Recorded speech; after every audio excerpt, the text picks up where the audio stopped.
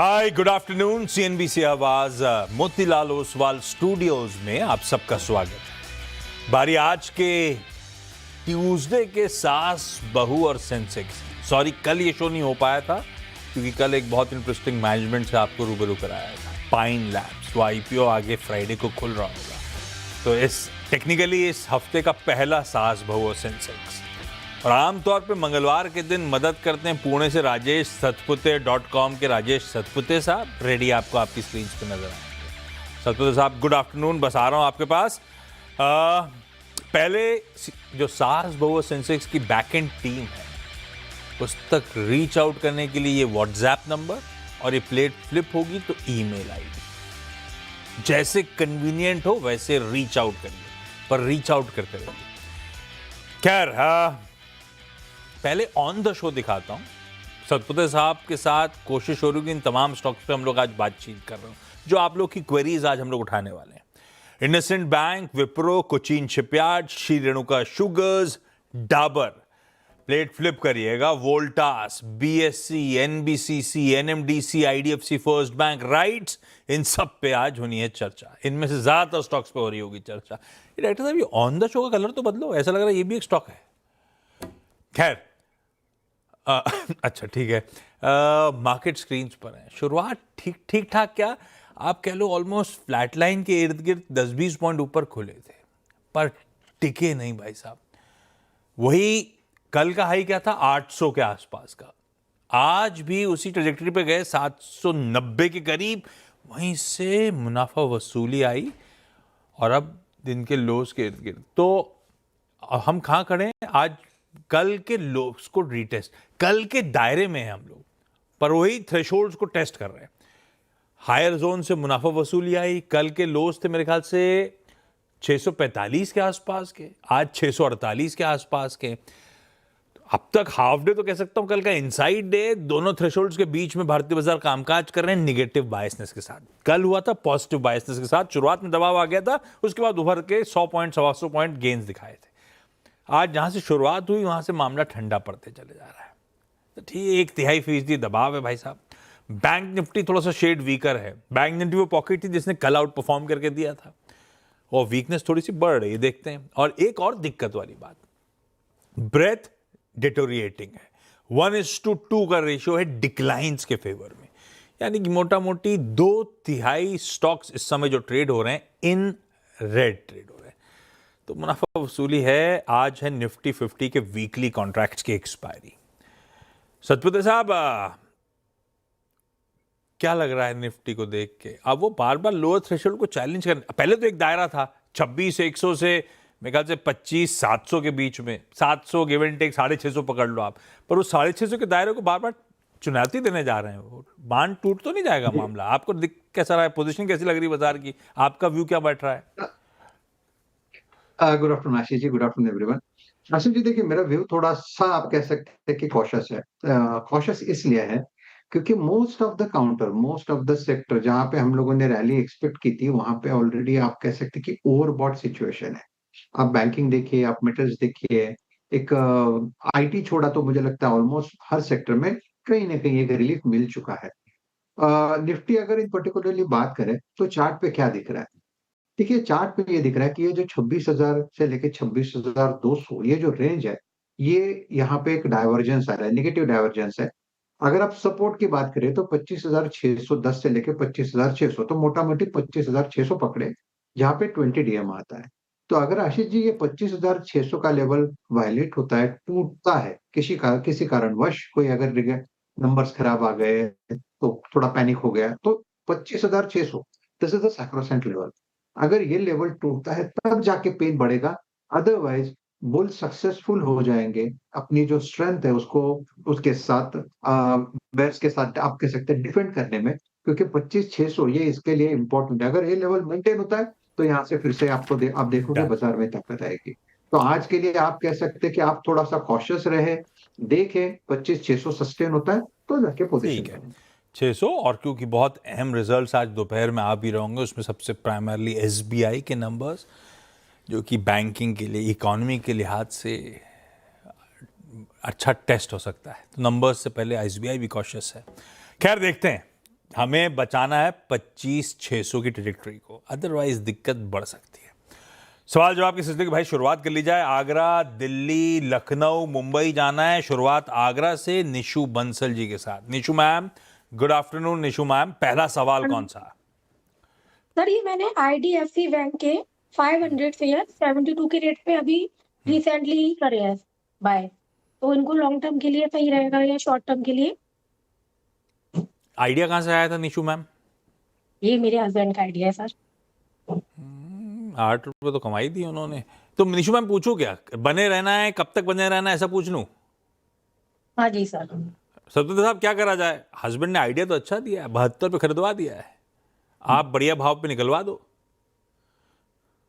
आशीष जी, मुझे लगता है जो एग्जिट लेना है ना वो है 82 से लेके 85 के ट्रेजेक्टरी में। जनरली हमने देखा आईडीएफसी फर्स्ट बैंक इस लेवल में 82 से लेके 85 में यहाँ पे डिस्ट्रीब्यूशन शुरू हो जाता है। तो क्योंकि आपने पोजीशन लिया है तो आपका एक स्टॉप लॉस तो रखना पड़ेगा, तो 79 ये स्टॉप लॉस होगा और बने रहे 82 से लेके 85 में प्रॉफिट बुकिंग करिए। आने वाला है उस तर, दूर नहीं। आज थोड़ा ठंडा पड़ा हुआ है स्टॉक, अदरवाइज 82-85 के जोन्स पे मुनाफा बांध लीजिएगा। वहां पे आके आम तौर पे अटकता है आईडीएफसी फर्स्ट बैंक। दिल्ली से दीपाली मैम जुड़ती हुई। Deepali ma'am, good afternoon. Deepali ma'am, आपका पहला सवाल मैम। सर मेरे पास एनएमडीसी है 5,000 शेयर 70 रुपीज के रेट से। अब उसमें काफी टाइम हो गया है, तो बने रहना है कि निकल जाना है, और अगर ये बढ़ेगा तो कब तक बढ़ेगा? तो दीपाली में हमने ट्रेडिंग के हिसाब से सोच के लिया है ना? सर ये करीब 1 साल हो गया है, तो ट्रेडिंग के लिए तो नहीं लिया था। हाँ, 1 साल हो गया। सतपुत्र साहब, खरीद भाव से बहुत दूर है नहीं। बने रहना है, नहीं बने रहना है एनएमडीसी में, क्या करूं? आशीष जी, मुझे लगता है एक बार के लिए एग्जिट लेना चाहिए। मैं इसलिए कहता हूँ क्योंकि एनएमडीसी में मैंने बहुत बार देखा है कि जो टेक्निकल ब्रेकआउट्स आते हैं वो फिजल आउट हो जाते हैं। ये मेरा ऑब्जर्वेशन है। जो 20-22 साल से हम बाजार में देख रहे हैं कि एनएमडीसी अच्छा चलता है, जब चलता है तो मोमेंटम अच्छा देता है। ऐसा लगता है कि बस यहाँ से अभी ये फटने वाला है लेकिन होता नहीं, ये उल्टा घूम जाता है। तो ये जो एक्सपीरियंस है वो देख के मुझे लगता है कि it's better to close your position. अगर करेक्शन में कहीं नीचे मिले तो हम सोचेंगे, क्योंकि ऑलरेडी पोजीशन अटकी हुई पोजीशन है, तो जो प्रेफरेंस है वो एग्जिट के लिए ज्यादा होगा rather than taking profits now. तो प्रॉफिट के लिए हम कोई और स्टॉक सोचेंगे, लेकिन फिलहाल तो NMDC I think exit. NMDC ने बोनस वोनस दिया था ना एक आध साल के अंदर, तो आपको 1 साल के टाइम होराइजन में तो बोनस और डिविडेंड दोनों आए होंगे। नहीं, मेरा एक्स बोनस था। मैंने एडजस्टमेंट के बाद, ठीक है, ओके।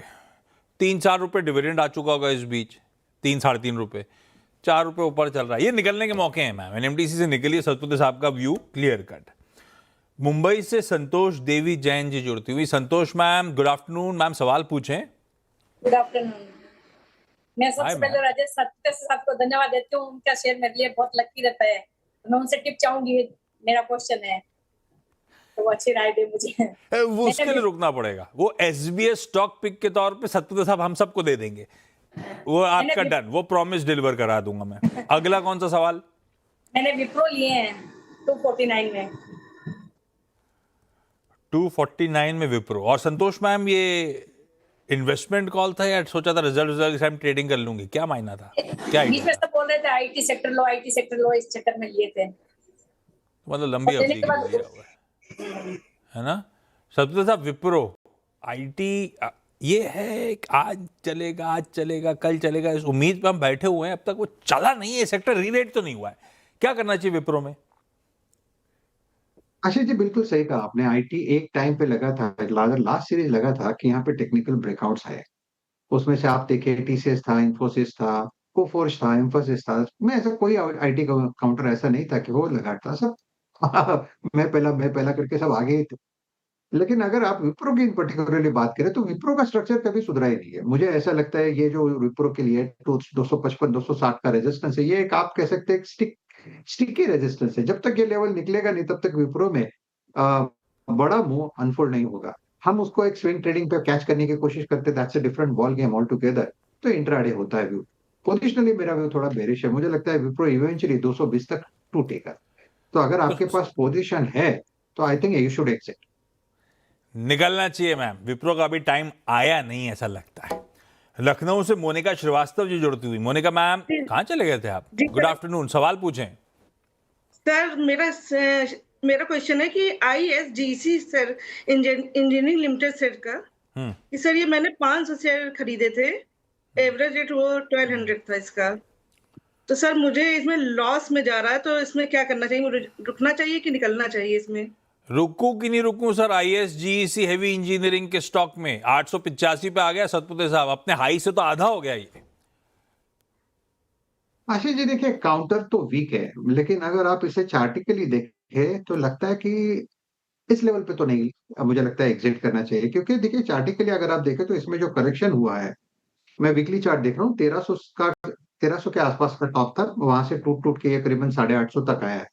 तो अभी यहाँ से डाउन साइड है ना, थोड़ा सा लिमिटेड है। अगर आपको एग्जिट ही लेंगे तो पुल बैक पे लीजिए। पुल बैक का जो रेजिस्टेंस बनता है आशीष जी, वो करीबन 1000 से लेके 1050 है। हाई बीटा काउंटर चलता है तो एक महीने में आपको टारगेट दिखा देगा। तो जिस तरह से कंसोलिडेशन हो रहा है, आई थिंक आपका स्टॉप लॉस होगा 850 के आसपास। 850 का स्टॉप लॉस रख के फिलहाल कॉन्ट्रा सोचे कि अगर यहाँ से चले तो मुझे एक एग्जिट मिलेगा 1050 के आसपास। तो I am just trying to minimise your losses, that's it. 850 के स्टॉप के साथ, बाकी हाई बीटा है, चला तो हो सकता है काम कर जाए, लेकिन 850 का स्टॉप लॉस जरूर लगाइएगा। नीशू मैम, अगला सवाल। जी सर, मैंने इंडसइंड बैंक के भी लिए हुए 100 शेयर 754 की रेट पे, उसके बारे में भी कुछ रिव्यू बताइए। सतपुते साहब बताइए, 40 रुपए का तो फायदा हो रहा है। ये भी हस्बैंड का आइडिया था क्या? क्या सर? हस्बैंड कमा के तो दे रहे हैं। सतपुते साहब क्या करें इंडसइंड बैंक में? आशीष जी मैंने इंडसइंड, अच्छा इंडसइंड बैंक आशीष देखिए, मतलब मुझे लगता है कि काउंटर अच्छा है, 793 चल रहा है, 770 का स्टॉप लॉस रखे, 850 का मेरा इसका टारगेट है। तो रिस्क टू रिवॉर्ड बढ़िया है at this level. IndusInd bank hold. कोई जरूरत नहीं, 40 रुपए का गेन हो रहा है, अभी बने रही है, अभी तो और अच्छे गेन्स बनेंगे, ऐसा सतपुते साहब मानते हैं। दीपाली मैम, अगला सवाल। सर मैंने 1000 शेयर राइट्स लिया था 240 में। हाँ। अब उसको भी करीब 1 साल हो गया है, तो अब क्या करना है? दोनों में बस ये है कि नुकसान नहीं हो रहा है, उसमें भी मुनाफे पे ही निकलेंगे। राइट्स पे क्या व्यू बन रहा है सतपुते साहब? आशीष जी स्टॉप लॉस मैं सजेस्ट करूंगा, काउंटर जिस तरह से पैन आउट हो रहा है, मुझे लगता है एक बार के लिए 260 265 तक जाएगा, क्योंकि इतने देर दिन के लिए आप रुके हैं, तो प्रोबेबली ये एक आध हफ्ते के अंदर ही ये 260 65 जा सकता है। तो चार्ट देख के लगता है इट्स अ होल्ड। 245 का स्टॉप लॉस, 242 का स्टॉप लॉस रखे, थोड़ा सेफ रखूंगा मैं। तो ठीक है, 242 के स्टॉप के साथ होल्ड करिए, जा सकता है। 260 265 तक की तैयारी कर रहा है सतपुते साहब, तो स्टॉप लॉसेस क्या है उनका ध्यान रखिएगा। संतोष मैम, अगला सवाल। बराबर लिए हैं 500 रुपए में, 1250 रुपए। 1250 शेयर्स 500 में डाबर के, बढ़िया है ये तो। सतपुते साहब रख लूं क्या? अब वो उम्मीदें ये हैं कि आने वाली तिमाहियां शायद अच्छी होंगी, या तो थोड़ा फीका चला गया। आशीष जी काउंटर चलता है तो अच्छा चलता है मेरे हिसाब से। जिस तरह से पिछले 2 दिन से ये चल रहा है, थोड़ा मोमेंटम एक्सटेंड होगा। इसका टारगेट 550 का रहेगा, 550 प्लस और माइनस 10 रुपए इधर उधर हो सकता है। तो एट लेवल ऑफ 516, क्योंकि इसने ब्रेकआउट दिया है, आपका स्टॉप लॉस होगा 500 का, और होल्ड रखे, टारगेट 550 प्लस। एक नॉर्थ में तो सर्दियों में च्यवनप्राश खाते हैं, सतपुते अपन तो नहीं खाते न। मुंबई और पुणे में कहाँ सर्दी पड़ती है? कुछ नहीं खाते हम, सिर्फ मल्टीविटामिन की गोली लेते हैं। वो तो उम्र का तकाजा है। वो बस लेना पड़ता है। मोनिका मैम खाती होंगी, लखनऊ में बहुत ठंड पड़ती है। मोनिका मैम, अगला सवाल। जी सर यहाँ मैंने एक कोचिंग शिपयार्ड का भी डिफेंस का शेयर लिया था। हाँ। उसका भी सर मैंने टोटल शेयर मैंने 100 खरीदे थे 2100 रुपए रेट में। हाँ। सर तो उसमें मुझे क्या करना चाहिए? सतपुते साहब क्या करना चाहिए? थोड़ा सा नुकसान हो रहा है हमें। जी सर। आशीष जी देखिए, डिफेंस चलता है तो अच्छा चलता है, और डिफेंस फिलहाल तो नहीं चल रहा है, आपको फिलहाल होल्ड रखना पड़ेगा। इसका जो सपोर्ट है वो है 1700 का। 1700 क्या है? इसका 200 डीएम है। तो जब तक 1700 मेंटेन करेगा, तब तक मुझे लगता है कि ठीक है, हम इसे होल्ड रख सकते हैं। बशर्ते आपका स्टॉप लॉस होगा करीबन 1650 का, क्योंकि आपने इतना पेन देखा है, मुझे लगता है कि थोड़ा सा टाइम दे दीजिए। प्रोबेबली अगर मैं सही ठहरता हूँ तो ये एक बार के लिए आपको प्रोबेबली 6 to 8 मंथ के बीच में ये 2200 के आसपास जाएगा, 2200 2250। तो लेकिन उसके लिए टाइम है, कम से कम 6 महीने से 8 महीना रखना पड़ेगा। तो फिलहाल तो होल्ड है। इस नोट पर निशु मैम, दीपाली मैम, मोनिका जी, संतोष जी का एक सवाल और हम सब का सतपुते साहब एक सवाल रह गया है। आपका पिक उन संतोष जी को अच्छा लगता है, हम सबको भी अच्छा लगता है, तो ब्रेक के उस पार उस सवाल का जवाब एसबीएस स्टॉक पिक लेकर आता हूं।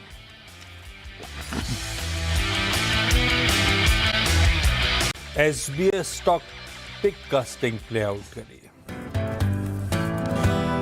सतपुते साहब क्या रडार पे? आशीष जी देखिए, सीजी पावर करके एक कंपनी है जो एफएनओ में भी है, तो सीजी पावर पे मेरी नजर है 756 के आसपास चल रहा है। मेरे हिसाब से इसका आज का स्विंग का टारगेट होगा 770 780। तो जिस तरह से पैटर्न पैन आउट है, it's a buy. Stop loss होगा 747 का CG power. CG power Satpute साहब का प्रिफर्ड पिक।